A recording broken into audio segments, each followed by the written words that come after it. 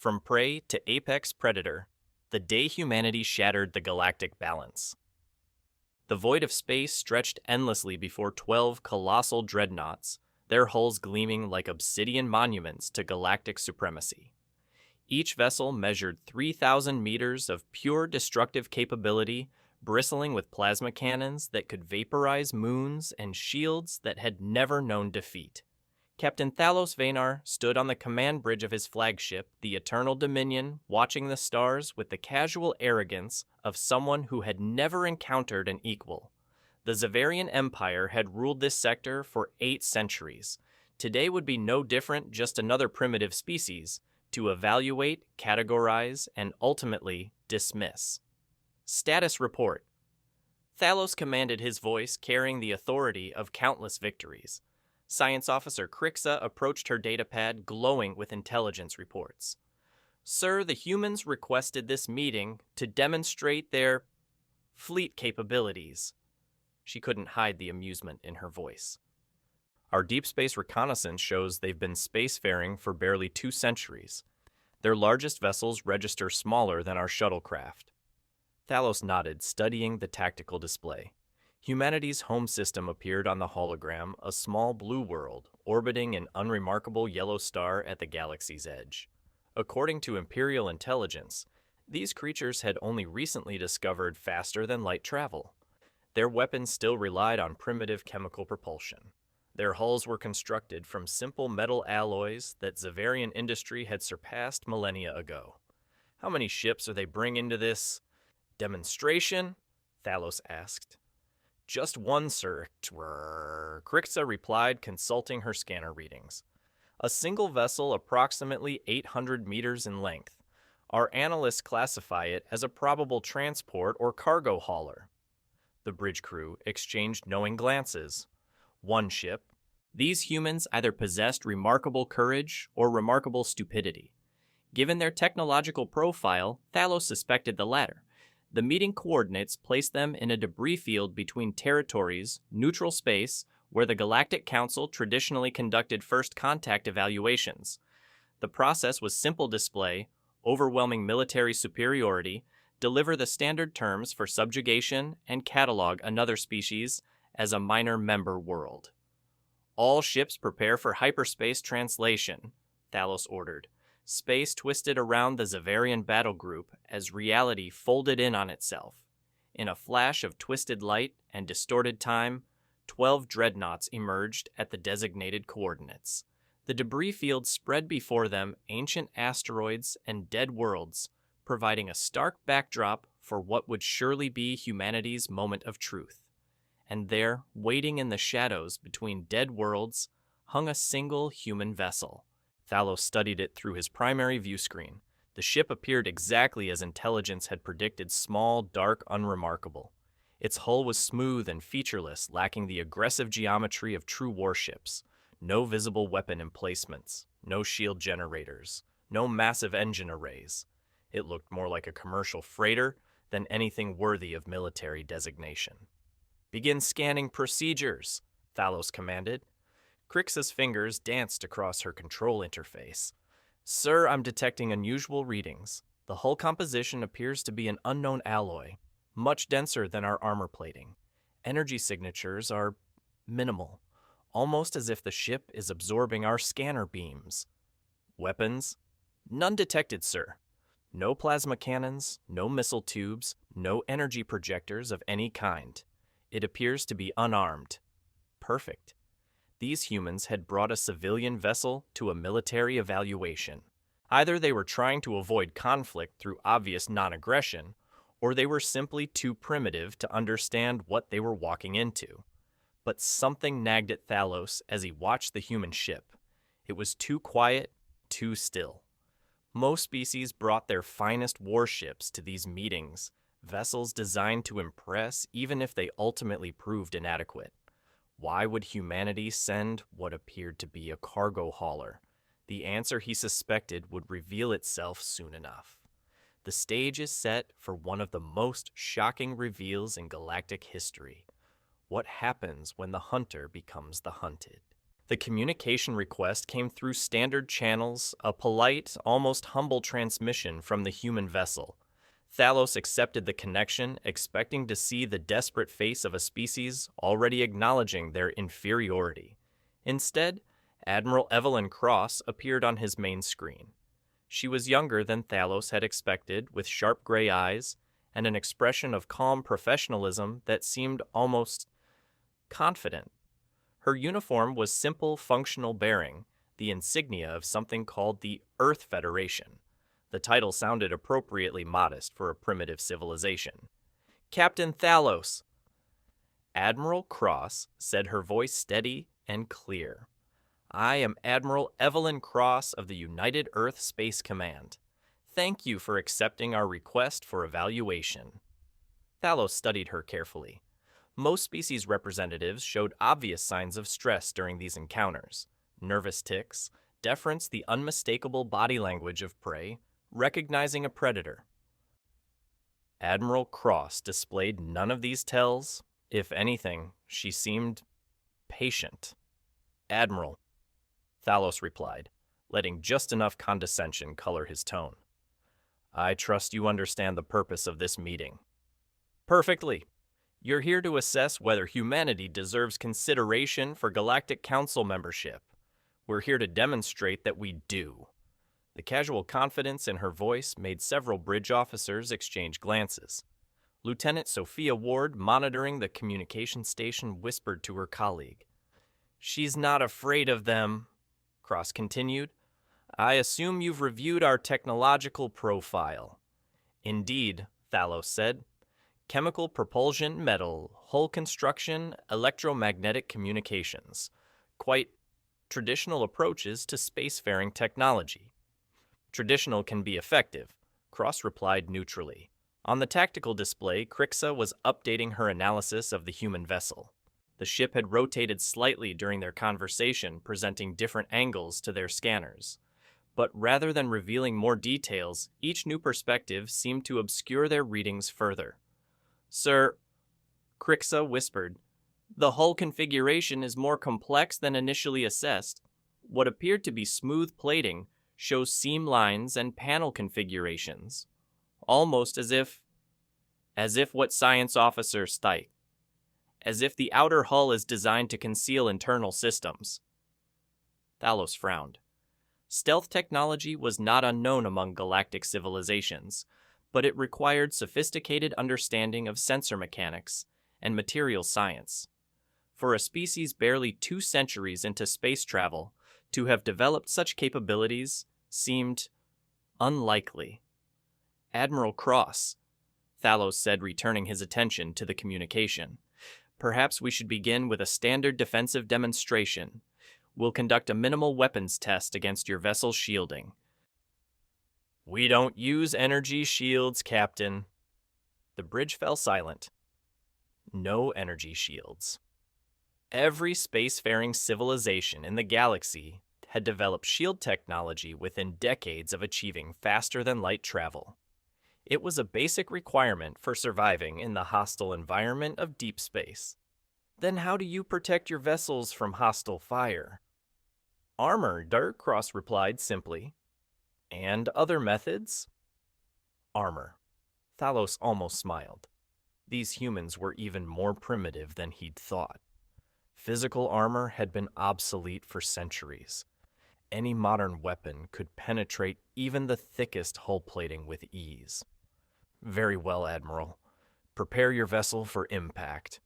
We'll use minimal force, just enough to demonstrate the futility of relying on primitive defensive measures. Understood. Proceed when ready. As the communication link closed, Thalos turned to his weapons officer. Target their main hull section. Use the lowest power setting. We want to disable, not destroy. But Lieutenant Ward was studying her sensor readings with growing unease. Something was wrong with the human ship. The energy signatures were shifting patterns, emerging where none had existed before. Sir, she called out quietly, I think we should reconsider this demonstration. Thalos ignored her. Some primitive human transport wasn't worth concern. What could possibly go wrong? Sometimes the most dangerous predators are the ones that don't look dangerous at all. The plasma discharge erupted from the Eternal Dominion's primary weapon array, a lance of superheated energy that could melt through a kilometer of solid rock. At minimal power, it should have been more than sufficient to demonstrate Zavarian superiority while leaving the human vessel damaged but salvageable. The beam struck the iron resolve amidships and vanished. Thalos stared at his tactical display in confusion. The energy readings showed successful weapon discharge. Target acquisition had been perfect. But where the plasma bolt should have either penetrated or reflected off the human ship's hull, there was nothing. Weapons officer, what happened to our shot? Sir, the plasma beam made contact with the target vessel, but instead of reflecting or penetrating, the energy appears to have been absorbed. Absorbed. That's impossible. No known material can absorb that level of directed energy without some form of dissipation. Crixa was frantically updating her sensor analysis. Captain, the human vessel's hull temperature increased briefly, then returned to normal within seconds. Whatever that ship is constructed from, it's designed to store and redistribute massive amounts of energy. On the communication channel, Admiral Cross's voice cut through their confusion. Is that the extent of your weapons demonstration, Captain Dadekia? The casual tone sent a chill down Thalos' spine. Their plasma cannon, a weapon capable of devastating planetary installations, had been absorbed like rainwater hitting a sponge. And the human commander sounded almost bored. Admiral, Thalos said carefully, your defensive capabilities are more advanced than our intelligence indicated. As I mentioned, we prefer practical solutions to theoretical ones. Your plasma weapons operate at approximately 15 million degrees. Our armor is rated for temperatures up to 50 million degrees. 50 million degrees. The number hit the bridge crew like a physical blow. That level of heat resistance required material science centuries beyond what humanity should possess. Sir, the tactical officer whispered, if their armor can withstand 50 million degrees, our weapons are essentially useless against them. But before Thalos could process this information fully, the human ship began to move. It wasn't the clumsy maneuvering of a cargo vessel. The iron resolve pivoted with the precision of a perfectly balanced weapon rotating on its central axis to present what had appeared to be its ventral surface. And that's when everything changed. What had looked like smooth, featureless hull plating began to unfold. Panels slid away with mechanical precision, revealing gun ports that had been invisible moments before. Weapon systems emerged from concealed housings, not the crude chemical projectile launchers their intelligence had described, but sleek advanced systems that radiated barely contained destructive potential. By the 7 moons, Crixa whispered. It's not a transport at all. More panels opened. More weapons revealed themselves. Kinetic accelerators that could launch projectiles at significant fractions of light speed. Missile bays containing warheads of unknown but clearly devastating design. Point defense turrets that tracked with inhuman precision. How many weapon systems does that ship mount? Thalos demanded. Sir, I count over 200 separate offensive systems, and that's just what's currently visible. 200 weapons. Thalos' dreadnought pride of the Zavarian fleet mounted 50 weapon systems and was considered one of the most heavily armed vessels in known space. This single human ship carried 4 times that firepower. Captain Churs. Admiral Cross's voice came through the communication system, calm and professional as ever. I believe you wanted to see a demonstration of our capabilities. The Iron Resolve's main guns began to rotate, targeting a nearby asteroid. The targeting computers locked onto a piece of debris roughly the size of a small moon, solid rock, and metal that would take sustained bombardment to destroy. Fire, Cross ordered. A single projectile lance from the human ship's primary weapon system. No energy beam, No explosive warhead, just a solid projectile moving at velocities that should have been impossible to achieve. The asteroid exploded.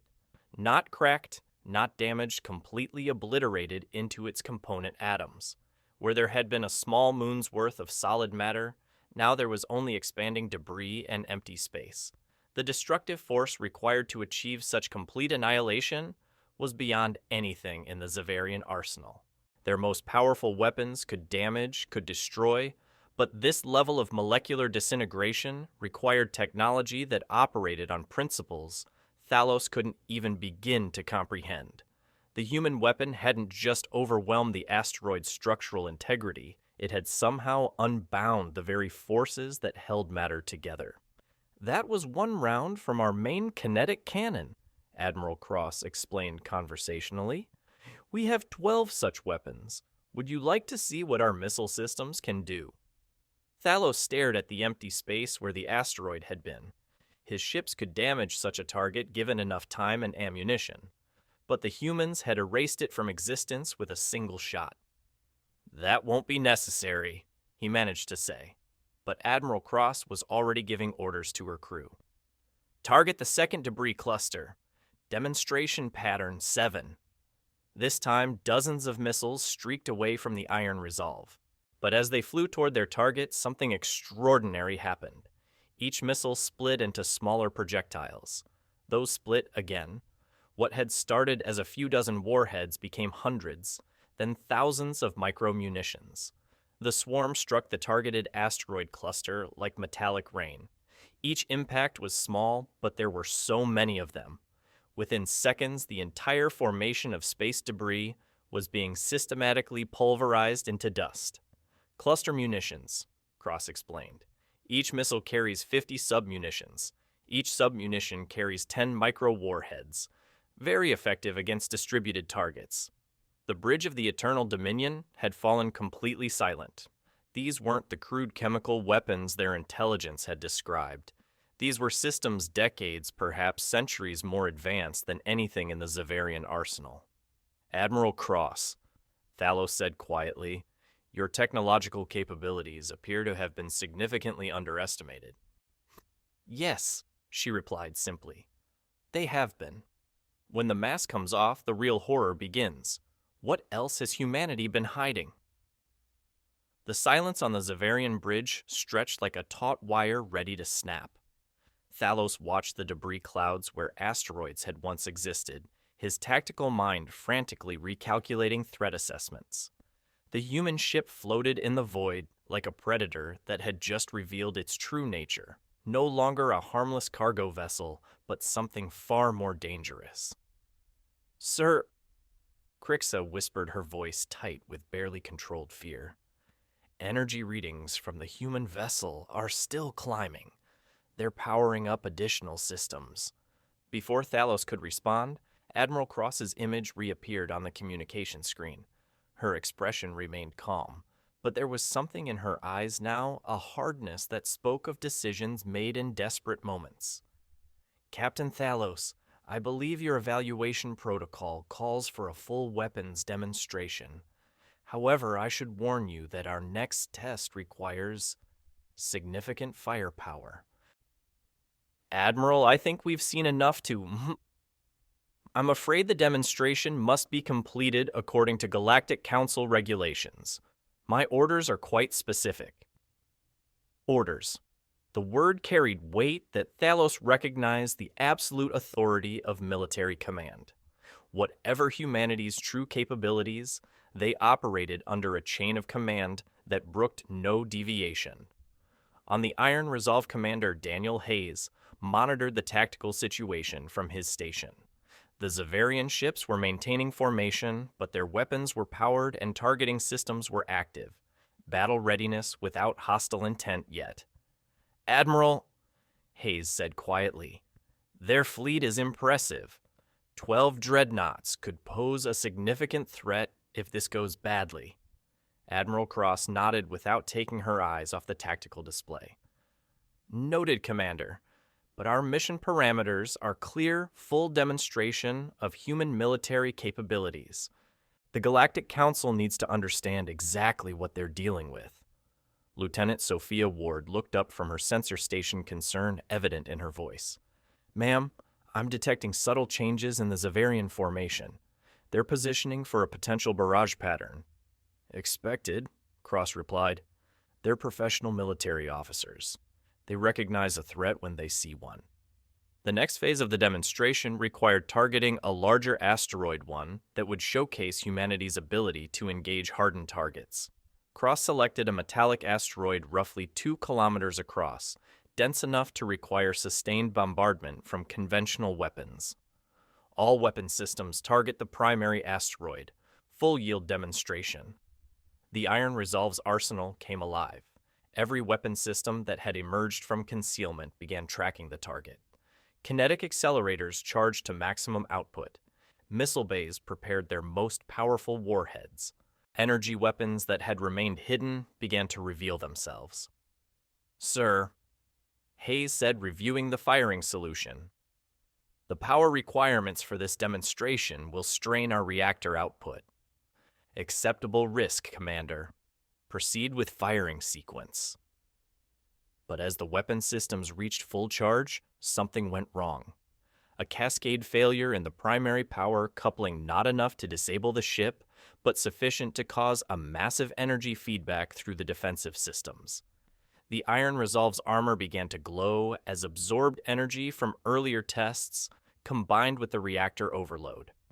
Hull breach imminent, Lieutenant Ward called out. Emergency systems can't compensate for the energy buildup. The choice was simple and terrible. The ship could survive the overload, but not with all hands. Someone needed to manually activate the emergency energy absorption protocols, a task that required direct contact with the overloaded systems. Commander Hayes was moving before Admiral Cross could give the order. Daniel No Cross commanded, but Hayes was already running toward the reactor bay. Ma'am, he called back over the internal comm. Someone has to do it. The demonstration must be completed. That's an order, Commander. And this is my choice, Admiral. Hayes reached the emergency console as the energy cascade reached critical levels. The manual absorption system required a human operator to stay in direct contact with the overloaded circuit's contact that would be lethal within seconds. Through the ship's internal communication system, every member of the crew heard his final words, "For Earth, for the future we're building." The emergency absorption system engaged. Excess energy that would have torn the ship apart instead flowed through carefully designed channels, dissipating harmlessly into space. The Iron Resolve survived. Commander Daniel Hayes did not. The bridge fell silent except for the soft hum of systems returning to normal operation. Admiral Cross stared at the tactical display, her composure finally cracking. Not from fear or desperation, but from grief. Ma'am, Lieutenant Ward said softly, should we abort the demonstration? Cross closed her eyes for a moment, then opened them with renewed determination. No. Daniel died to complete this mission. We will honor that sacrifice. She opened the communication channel to the Zavarian fleet. Captain Thalos, please note for your records that Commander Daniel Hayes, United Earth Space Command, gave his life to ensure this demonstration could proceed. He believed that galactic peace required honest communication between military equals. The words hit Thalos like physical blows. Military equals. A human had just died, not from enemy action, but from dedication to duty so absolute that he chose death over mission failure. Admiral Suh, Thalos said quietly, perhaps we should postpone. The demonstration will continue. Cross replied, her voice now carrying a weight that Thalos recognized the authority of someone who had just lost a friend and would not allow that death to be meaningless. The Iron Resolve's weapons fired. Every system discharged simultaneously kinetic rounds, energy beams, missile swarms, exotic weapons that the Zavarians couldn't even identify. The targeted asteroid didn't just explode. It was systematically disintegrated at the molecular level. When the weapons fire ceased, nothing remained but dissipating plasma and scattered atoms. Demonstration complete, Admiral Cross announced. As you can see, human defensive and offensive capabilities exceed your current technological baseline. We are prepared to serve as full members of the Galactic Council. But Thalos was no longer thinking about technologies or weapons. He was thinking about Commander Hayes, a soldier who had chosen to die rather than allow a mission to fail. Such dedication was rare even among the warrior castes of his own people. What kind of species inspired that level of loyalty? And what did it mean for the balance of power in the galaxy? True strength isn't measured in weapons or technology. It's measured in the bonds that make ordinary people do extraordinary things. The aftermath of Commander Hayes' sacrifice hung in the vacuum between the two fleets like a ghostly presence. Aboard the Zavarian vessels, seasoned military officers who had witnessed countless battles found themselves struggling to process what they had just observed. On the bridge of the Eternal Dominion, Captain Thalos reviewed the tactical data his science teams had compiled. The numbers were staggering and deeply disturbing. Sir Crixa reported, her voice subdued. Final analysis of the human weapons demonstration confirms our worst assessments. Their kinetic weapons operate at velocities approaching 30% of light speed. At those speeds, the projectiles carry enough energy to penetrate any known armor system. What about their missile technology? Each individual warhead appears to carry sufficient yield to destroy a city. The cluster munitions we observed could devastate multiple continents, and based on the number of launch tubes visible on their hull. She paused, checking her calculations. Sir, that single ship carries enough firepower to sterilize a planet. Lieutenant Vex, the ship's tactical officer, looked up from his analysis station. Captain, there's something else. The human vessel's point defense systems tracked and targeted every piece of debris created by their weapons demonstration. Their targeting computers are calculating firing solutions for thousands of objects simultaneously. Meaning they could intercept virtually any missile attack we could launch. Our weapons might never reach their target. Thalos studied the iron resolve through his main view screen. The human ship had returned to its deceptive appearance, panels closed, weapons concealed, looking once again like a harmless transport. But he could never unsee what lay beneath that disguise. What's your assessment of their crew, Science Officer Ikwurstai? Crixa consulted her readings on human physiology and behavior patterns.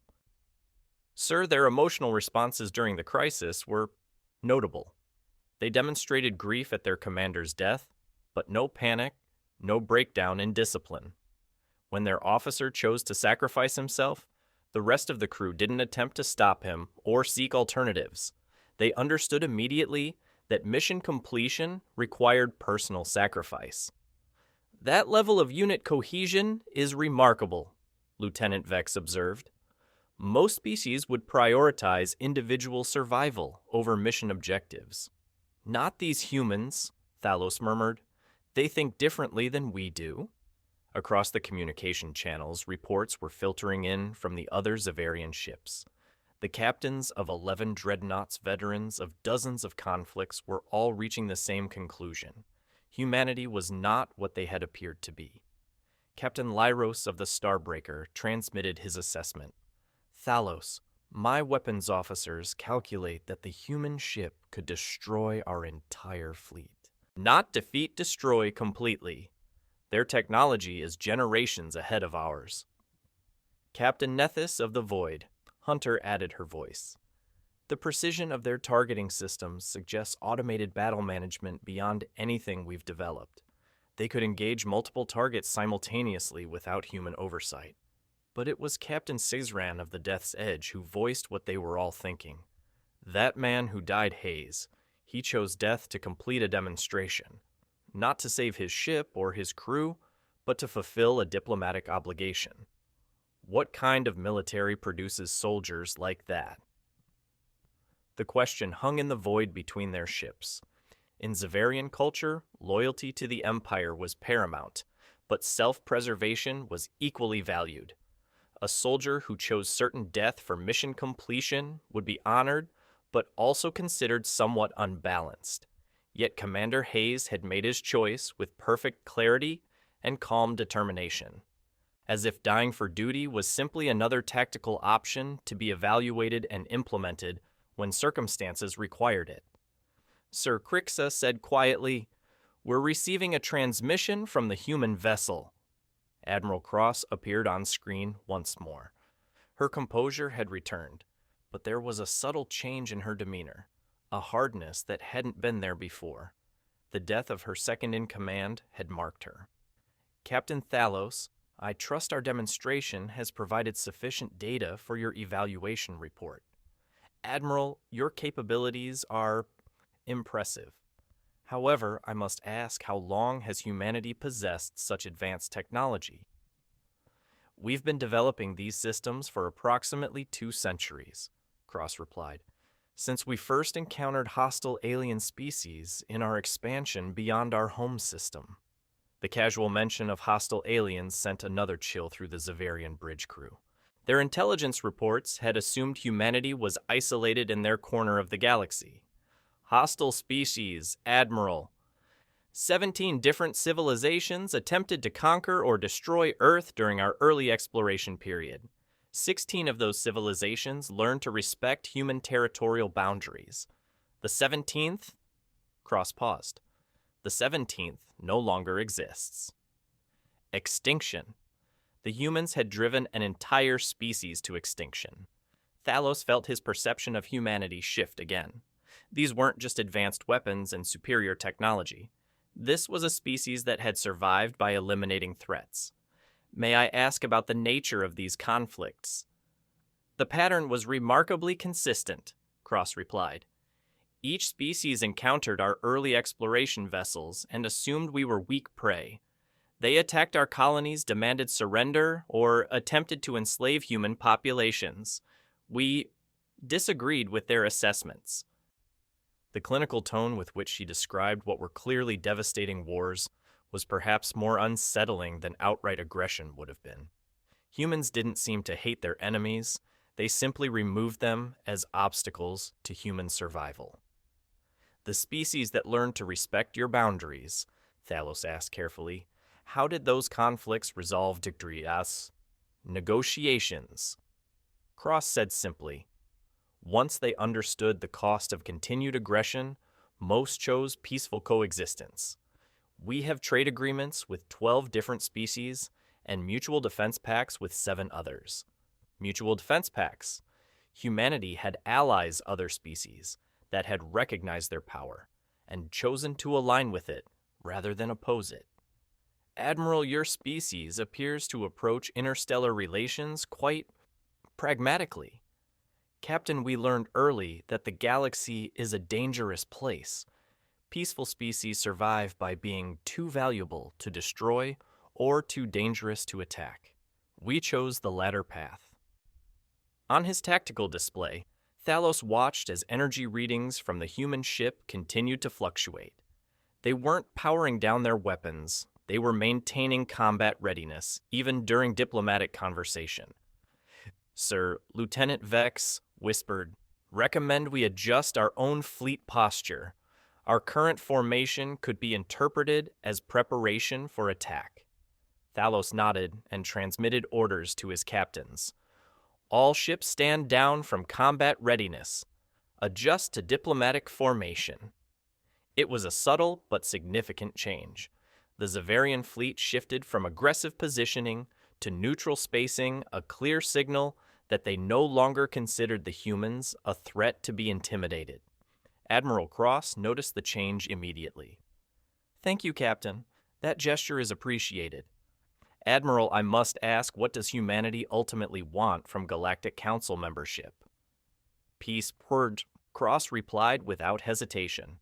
"We want to be left alone to develop our civilization without interference, but we've learned that peace must be built on foundations of mutual respect and mutual capability. We seek membership as equals, not supplicants." Equals. The word carried implications that Thalos was only beginning to understand. Humanity wasn't asking for protection or assistance, they were offering to share the responsibility of maintaining galactic order. And after witnessing their capabilities, Thalos suspected the galaxy would be far safer with humanity as an ally, rather than an enemy. Sometimes the most dangerous moment is when you realize the predator was never hunting you. It was protecting something far more precious. Admiral Cross's fingers moved across her command console with the precision of a surgeon. The tactical situation had evolved beyond a simple demonstration. This had become a moment that would define humanity's relationship with galactic civilization for generations to come. "Captain Thalos," she said, her voice carrying a new weight of authority, "I believe it's time for complete honesty between our species." On the Zavarian bridge, Thalos felt his stomach tighten. Complete honesty from a species that had just revealed weapons technology decades beyond galactic standards. He wasn't certain he wanted to know what other secrets humanity had been concealing.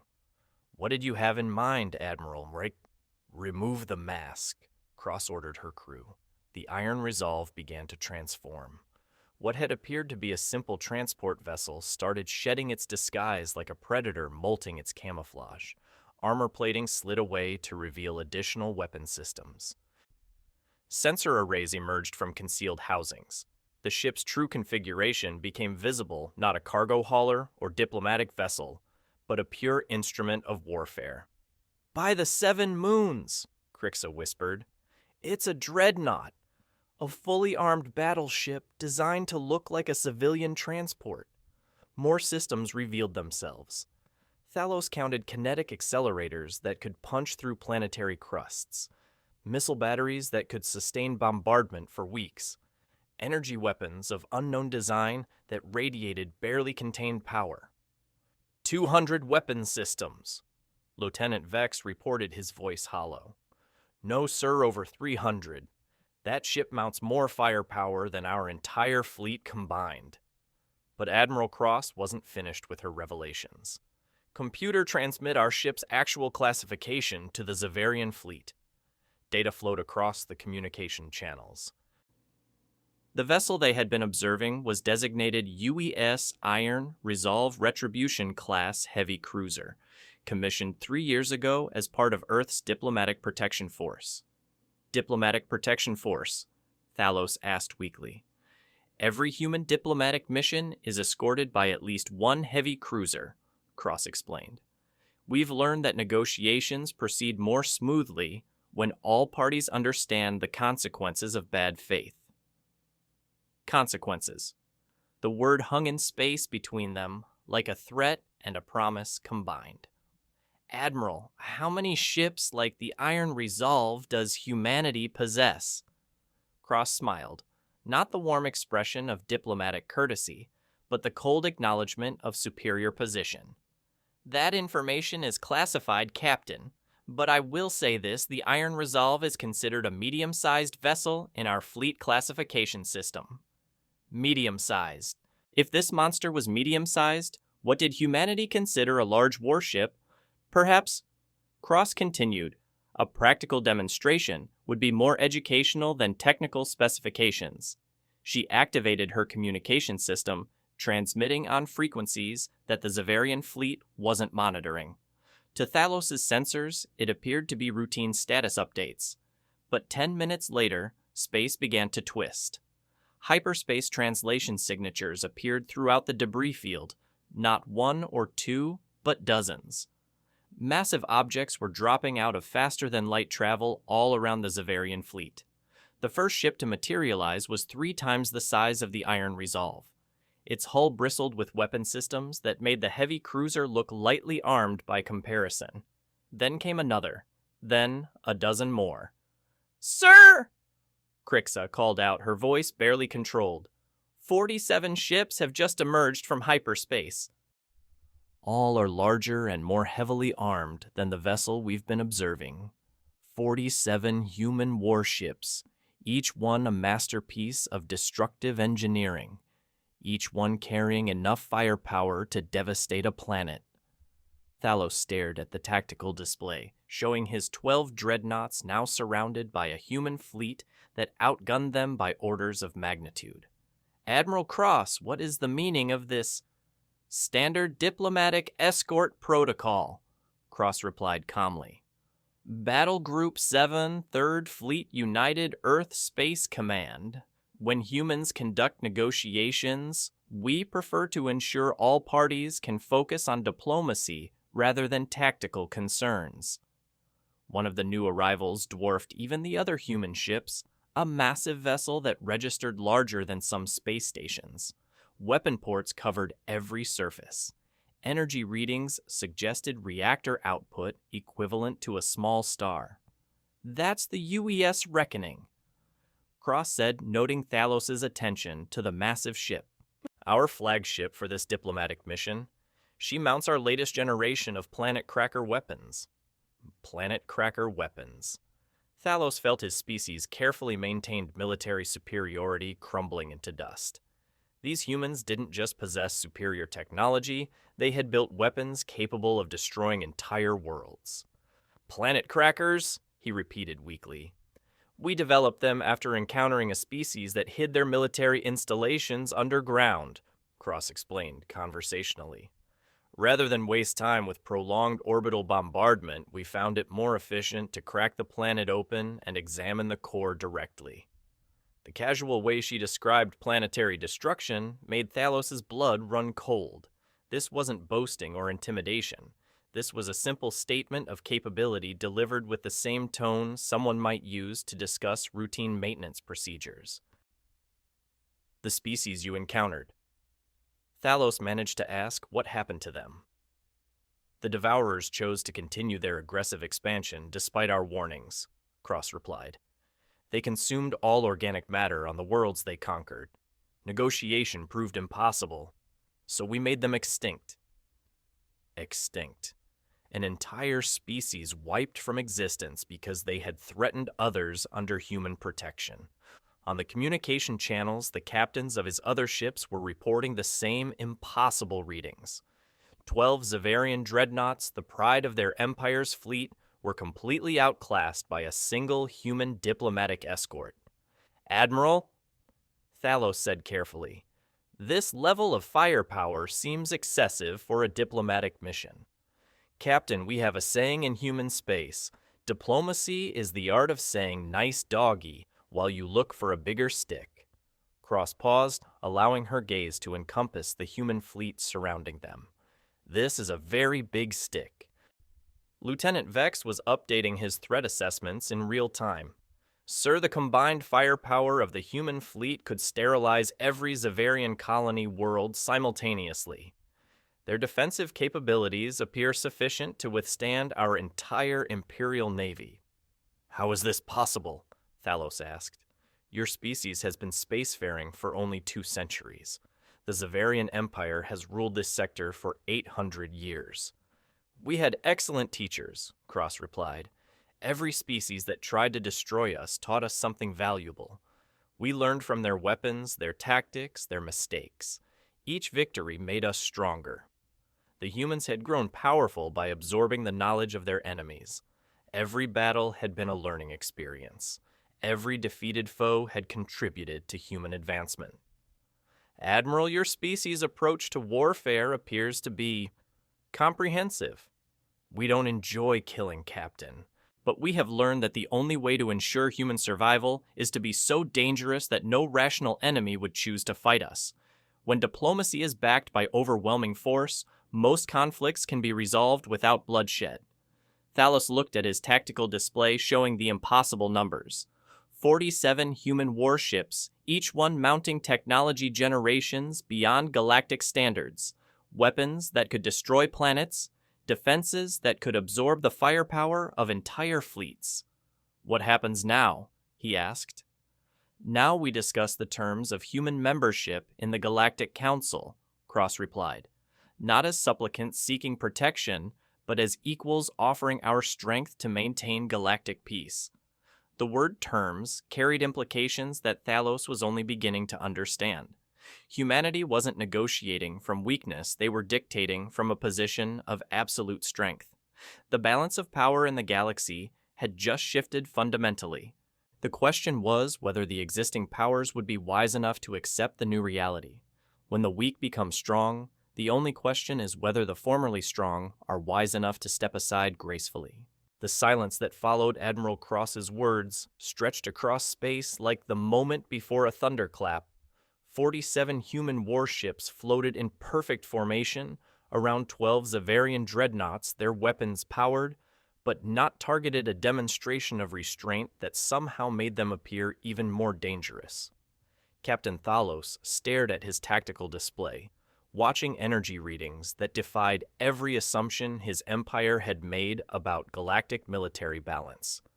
The humans weren't just superior, they were so far beyond Zavarian capabilities that comparison became meaningless. "Sir," Crixa whispered, "I'm detecting movement from the human fleet. They're adjusting formation." The human ships began to move with precision that spoke of absolute coordination.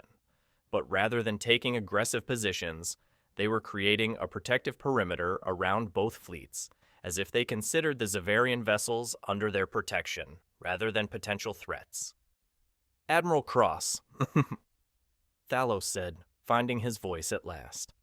"I must ask, what does humanity want from the Galactic Council?" "Full membership with voting rights proportional to our military contribution," Cross replied without hesitation. "A permanent seat on the Security Council, recognition as a Tier 1 military power, and, most importantly, respect." "Respect!" "Captain, we've spent 2 centuries proving ourselves to species that assumed we were primitive prey. We've built the most powerful fleet in galactic history, not for conquest, but for protection. We want our place at the table to be earned through strength, not granted through pity." On the bridge of the Iron Resolve, Lieutenant Ward monitored the communication channels as every Zavarian ship transmitted desperate updates to their high command. She could hear the barely controlled panic in their voices as career military officers tried to explain the impossible. "Ma'am, Thierry," Ward reported, "the Zavarian fleet is requesting immediate contact with their Imperial Command Authority. They're having difficulty believing their own sensor readings." Admiral Cross nodded. "Understandable. Patch me through to their fleet commander." The communication screen flickered, showing not just Captain Thalos, but the faces of all 12 Zavarian ship commanders. Veterans of countless battles, beings who had never known defeat now staring at her with expressions of profound shock. "Captains," Cross began, "I know this situation is difficult to process. Your intelligence regarding human capabilities was deliberately misleading. We allowed you to see what we wanted you to see. Primitive technology, simple vessels, no apparent threat to galactic order." Captain Lyros of the Starbreaker found his voice first. "Admiral, why the deception? Why not announce your true capabilities?" "Because, Captain, we've learned that species react poorly to suddenly discovering a new apex predator in their territory. Better to reveal our strength gradually in controlled circumstances than to trigger a panic that could lead to unnecessary conflict." Captain Nethys leaned forward in her command chair. "Admiral Cross, your fleet could conquer half the galaxy. Why seek council membership at all? Why not simply take what you want?" The question hung in space between them, and Cross felt the weight of her species' future in her answer. "Because conquest creates enemies, Captain. We've tried that approach with species that threatened us, and we learned that victory through destruction is hollow. Peace built on fear is fragile. We prefer to build peace through mutual respect and shared strength." Shared strength. Every council world would be under human protection. Any species that threatened a member world would face the combined might of the human fleet. We're not seeking to rule the galaxy, we're offering to guard it. The implications were staggering. Humanity was essentially proposing to serve as the galaxy's military protector in exchange for political equality. Any aggressive species would have to consider that attacking a council world meant war with humanity. "Sir, yes, this points," Science Officer Crixa transmitted privately to Thalos. I've been analyzing the formation patterns of their fleet. It's not random positioning, they're creating overlapping fields of fire that could intercept threats from any direction. They're protecting us while they negotiate. The realization hit Thalos like a physical blow. The humans had surrounded his fleet not to threaten them, but to shield them. Even while demonstrating overwhelming superiority, they were ensuring no external threat could reach the Zavarian ships. "Admiral," Thalos said slowly, "are you saying that humanity wishes to serve as the galaxy's protector?" "Captain, we've been protecting species for 2 centuries. The difference is that now we're offering to do it formally with proper recognition and support from galactic civilization." On the human flagship, reckoning weapon systems that could crack planets remain powered but untargeted. The message was clear: humanity possessed the ultimate deterrent, but would use it only against those who threatened the innocent. Captain Ixran of the Death's Edge spoke up, "Admiral Cross, what guarantees do we have that human power won't corrupt human intentions? History shows that absolute military superiority leads to tyranny." Cross's expression grew serious. "Captain, our species has a saying: power corrupts, but powerlessness corrupts absolutely. We've seen what happens when good beings cannot defend themselves against evil ones. We choose to bear the burden of strength so that others don't have to." She gestured toward the iron resolve scarred from battles fought in defense of species most humans had never met. "Every ship in our fleet bears the marks of conflicts fought not for human gain, but for the protection of others. We don't fight for conquest. We fight for survival and for those too weak to protect themselves." Lieutenant Ward looked up from her console. "Ma'am, we're receiving transmissions from 17 different species. Apparently, word of this encounter is spreading through diplomatic channels." "What are they saying?" "Most are requesting immediate audience with human representatives. 3 species are offering alliance treaties. 2 are requesting protection from regional threats." The galaxy was already reacting to the revelation of human military supremacy. Species that had felt threatened by stronger neighbors were suddenly seeing hope in human protection. "Captain Thalos," Cross said, returning her attention to the Zavarian commander, "what will be your recommendation to the Galactic Council?" Thalos looked at his tactical display one final time. 12 Zavarian ships that had been the terror of this sector now looked like children's toys beside the human fleet. But rather than despair, he felt something unexpected relief. "Admiral Cross, I will recommend immediate full membership for humanity in the Galactic Council. Tier 1 military status, permanent Security Council seat, and..." He paused, then continued with conviction, "I will recommend that the Council formally request human military protection for all member worlds." "Thank you, Captain.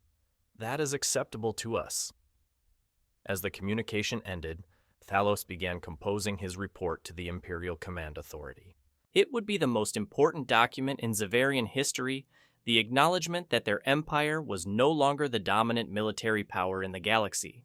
But instead of fear, he felt anticipation. Under human protection, species could focus on growth and exploration, rather than military buildup. Wars of conquest would become suicide. Peace might actually be possible. 3 days later, in the Great Assembly Hall on Nexus Prime, representatives from every major galactic civilization gathered to hear Thalos's report. The chamber fell silent as he described humanity's true capabilities. When he finished, the vote was unanimous. Humanity would be welcomed as full members of the Galactic Council. But the real testament to human impact came in the months that followed. Crixa, who had witnessed the entire encounter, was chosen to document the event for the Zavarian Historical Archives. Her final entry would become legend. Humanity entered our space as prey and revealed themselves as apex predators. But unlike other predators who hunt for pleasure or dominance, humans hunt only to protect. They are the frailest flesh, yet the deadliest will. They seek not to rule the galaxy, but to guard it. And in their protection, we have found something our species thought impossible: true peace. The age of human guardianship had begun. Across the galaxy, species that had lived in fear of stronger neighbors now rested under the shield of human protection. Border disputes evaporated as aggressive species realized that attacking a council world meant facing humanity's wrath. Piracy dropped to unprecedented lows as criminals discovered that human patrol fleets didn't negotiate with those who preyed upon the innocent. Trade flourished as merchant vessels traveled under the implicit protection of the most powerful military force the galaxy had ever known.